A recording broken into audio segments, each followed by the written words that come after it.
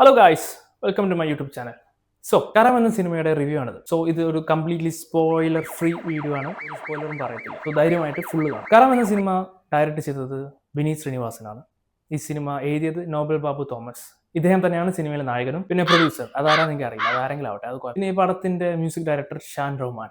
Music കുഴപ്പമില്ല, adjust ചെയ്ത് കാണാം. അഡ്ജസ്റ്റ് ചെയ്ത് കേൾക്കാം. അതിലൊരു റാപ്പ് പാട്ടൊക്കെ ഉണ്ട്, അത് അത്യാവശ്യം കൊള്ളാം. പിന്നെ ഈ പടത്തിൽ അഭിനയിച്ചിരിക്കുന്നത് നോബൽ ബാബു തോമസ്, ബാബുരാജ്, മനോജ് ജയൻ, കലാപൻ ഷാജോൺ, ജോൺ ആന്റണി, ശ്വേത മേനോൻ. പിന്നെ ഈ സിനിമയിൽ രണ്ട് നായികമാരുണ്ട്.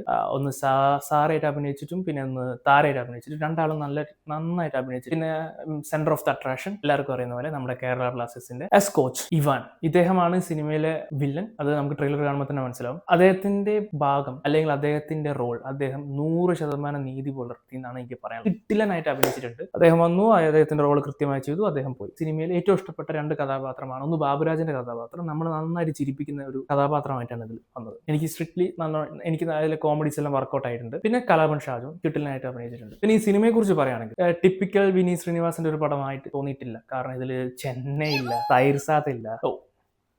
തൈര് സാധനത്തിന് പറയുമ്പോൾ തൈരുണ്ട്, അത് സിനിമ കാണുമ്പോൾ മനസ്സിലാവും.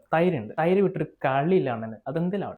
സിനിമയെ കുറിച്ച് പറയുകയാണെങ്കിൽ ഒരു ആവറേജ് പടമാണ്. മോശം പടമാണെന്ന് ഒരിക്കലും പറയില്ല, ഡീസന്റ് ആണ്. ഒരു പ്രാവശ്യങ്ങളിൽ നമുക്ക് കാണാം. നിങ്ങൾ ഇത് OTT കാണണോ തിയേറ്ററിൽ കാണണോ എന്ന് ചോദിക്കുകയാണെങ്കിൽ ഞാൻ പേഴ്സണലി റെക്കമെൻഡ് ചെയ്യുക തിയേറ്ററിൽ പോയി കണ്ടാലാണ് ഈ സിനിമ ആസ്വദിക്കാൻ പറ്റും. കാരണം ഇത് ഒരു ആക്ഷൻ പാക്ഡ് ആണ്.